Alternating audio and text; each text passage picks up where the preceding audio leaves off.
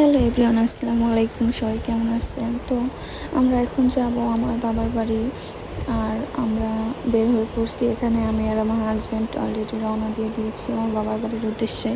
তো যাই হোক, এই যে দেখেন কি অপরূপ প্রকৃতির দৃশ্য আমরা উপভোগ করতে করতে যাচ্ছিলাম। দেখতে কিন্তু আসলে খুবই ভালো লাগতেছিল, আর ওয়েদারটাও অনেক ভালো ছিল। তো যাই হোক, আমরা এখন চলে এসেছি পদ্মা সেতুর উপরে। আর এটা হলো আমাদের সেই স্বপ্নের পদ্মা সেতু। আসলে ভাবা যায় যে একটা সময় এই পদ্মা সেতু পাড়ি দিতে আমাদের কতটা কষ্ট হতো, কত সময় লেগে যেত, ঘন্টার পর ঘন্টা অপেক্ষা করতে হতো এই পদ্মা সেতু পাড়ি দেওয়ার জন্য। ফেরিতে আসলে পারাপার হওয়া অনেকটা কষ্ট, আর মানুষের অনেক সময় লেগে যেত।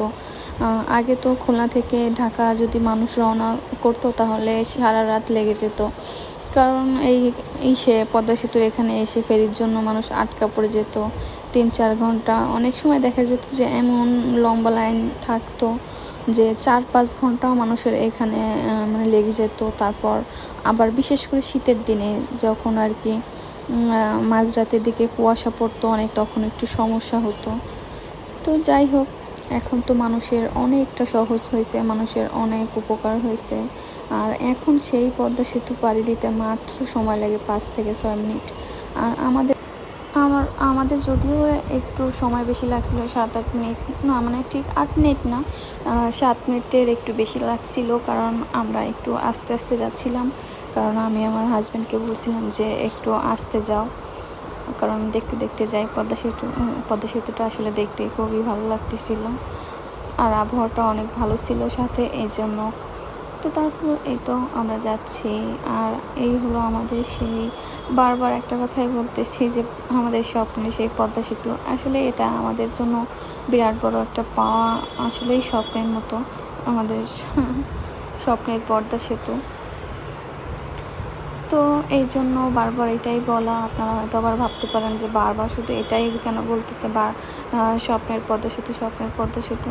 তো এটা আমাদের কাছে আসলে স্বপ্নের মতোই। তো আমার কাছে যেটা মনে হয়েছে, তো আমি আসলে ওইটাই বলতেছি। তারপর এই তো পাশে ছিল আমার হাজব্যান্ড, আর আমার হাজব্যান্ড ড্রাইভিং করতেছিল। তো তাকে ওই যে একটু দেখালাম, আপনাদের সাথে একটু শেয়ার করলাম হালকা, যে আমার হাজব্যান্ড ড্রাইভিং করতেছে। তো আসলে হাজব্যান্ডের পাশে বসে পদ্মা সেতু দেখা, আর তার সাথে পদ্মা সেতু একসাথে পাড়ি দেওয়া, এই সৌন্দর্যটা উপভোগ করা আসলেই অনেক ভাগ্যের একটা ব্যাপার। তো আমার হাজব্যান্ড আসলে অনেক ভালো, আমাকে অনেক ভালোবাসে। আমি যেটাই বলি আসলে সেটাই রাখে, বা সেটাই করার চেষ্টা করে, বা আমাকে সবসময় খুশি রাখার চেষ্টা করে। আমাকে আসলে অনেক ভালোবাসে আমার হাজব্যান্ড, যেটা না বললেই নয়। তো যাই হোক, আমিও কিন্তু আমার হাজব্যান্ডকে আসলে কম ভালোবাসি না। আমিও আমার হাজব্যান্ডকে অনেক ভালোবাসি। তো এই তো চলে আসছি একদম পদ্মা সেতুর মিডিলে। আর আমরা কিন্তু এখন রাস্তাটা ক্রস করছি, কারণ ওই পাশে কাজ চলতেছিল, এর জন্য আমরা আবার এই পাশে চলে আসছি। তো আমাদের সামনেই যাচ্ছিল একটা বাস, কি বাস এটা? এটা হলো ফাল্গুনি বাস।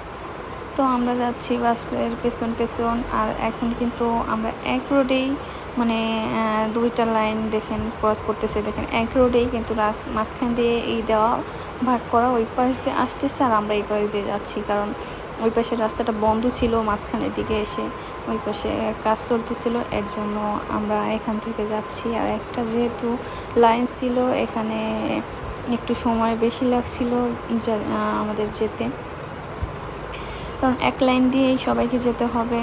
আর রাস্তা যদি ভালো থাকতো তাহলে কিন্তু ওই 2টা করে লেন, 4টা মোট। তো আমরা সেই একটা লেন দিয়ে আমরা যাচ্ছি, আর ওই পাশেরটা কিন্তু বন্ধ ছিল, যার কারণে দেখেন ওই রোডটা কিন্তু একদমই ফাঁকা। তো যাই হোক, আমরা এখন চলে আসছি।